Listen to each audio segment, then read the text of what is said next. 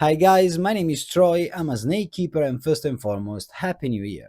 I hope 2026 is looking bright on your side, and if you're watching this video it's because you are trying to get into snake keeping within the next few months, but there are some things you need to know first. Starting with the fact that snakes are cheap, especially if you're getting into this hobby for the very first time, you're gonna want to get a beginner snake, and I do have a top 3 over here and I'll leave card guides for each one of them in the description below. However, everything else that you need to take care of your snake, it's not cheap at all, and you will need enclosure, thermostat, heat source, substrate, decor, hides, food, and you may want to consider vet bills because bad things can always happen when you're keeping any kind of animals. There are a few things on this list that you will have to rebuy eventually in the future, and we're talking about the enclosure when your snake grows up, the substrate because it needs to be changed every once in a while, and the food because your snake will eat his entire life and you will need enough stock for this and the next season at least. Now, with the enclosure, it's fairly easy to resell your previous one if it was well kept, so you can gain some money back in this circle of expenses, but larger enclosures tend to be really pricey.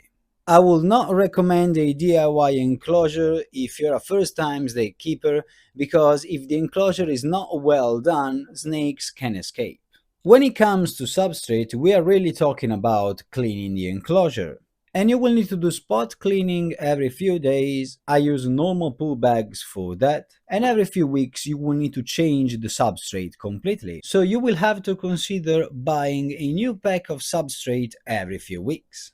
Quick myth busting on this angle: snakes do not measure their food. When a snake is hungry and sees a prey, they already know if they're gonna have it or not. So if you happen to lie down on bed with your snake and the snake is lying next to you, is just stretching out, do not worry, they are not going to measure you. Also because I don't think you're getting a reticulated python anytime soon. And also please do not sleep in bed with your snake. If you do so, there is much more of a chance that they are gonna slide off and be hiding somewhere else for the next 2 weeks while you are panicking because you don't find your snake, or even worse, you could be rolling over them, hurt them, or even kill them. Let's go back to it. And when it comes down to food, feeding snakes, it's not as gross as you may think it is. It is actually fascinating to watch. But food comes with a price, especially if your snake is an adult, it needs larger praise. Very often you will have to get it delivered, and because it's frozen snake food, you have to make sure you are indoor when the food is being delivered, because if no one is in and the courier rings the bell, no one opens the door, they have to take the food back to the cellar, and by the time you reach the cellar, the food is completely defrosted and needs to be thrown away, and you won't get any refund. You can get it slightly cheaper if you have a reptile shop nearby your house that sells frozen food for snakes because you don't pay delivery fee, but that's something you will have to consider.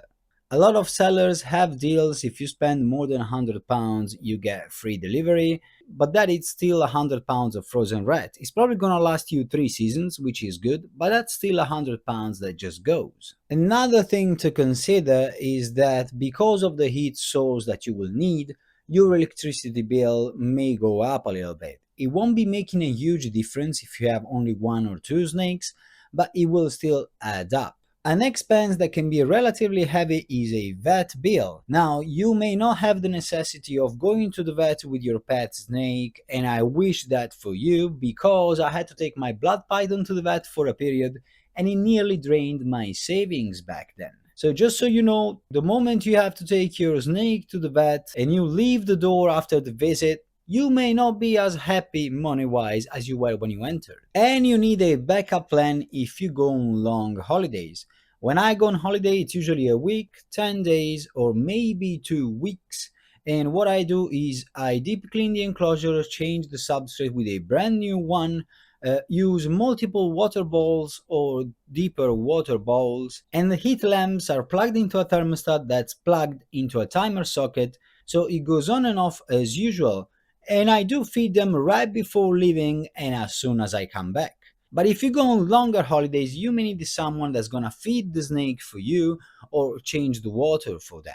Let's get down to snake behavior. If this is your first pet snake you are getting, just so you know, they are not dogs, they are not cats, they are not affectionate. They can be comfortable around you, free roaming around the house, or be handled by you, but they won't be responding if you call them by name.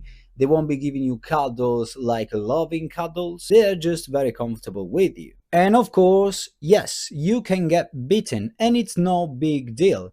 You are not getting bitten by a king cobra, you are not buying a black mamba. You are probably gonna get a ball python, and a bite from a ball python, it's not a big deal at all. It will just leave you a bite mark for the next few days. Wash out the wound, keep it clean, it's gonna be fine. Trust me, I'm a dog walker, and it's much worse to get bitten by a dog than by a ball python or a non-venomous snake. There you have it, guys. This is pretty much all you need to consider before getting your first pet snakes. And I wish you all the best for this year. Let me know in the comments below if your plan is to getting into the snake keeping hobby. I hope you're well, and I'll see you on the next one. Bye!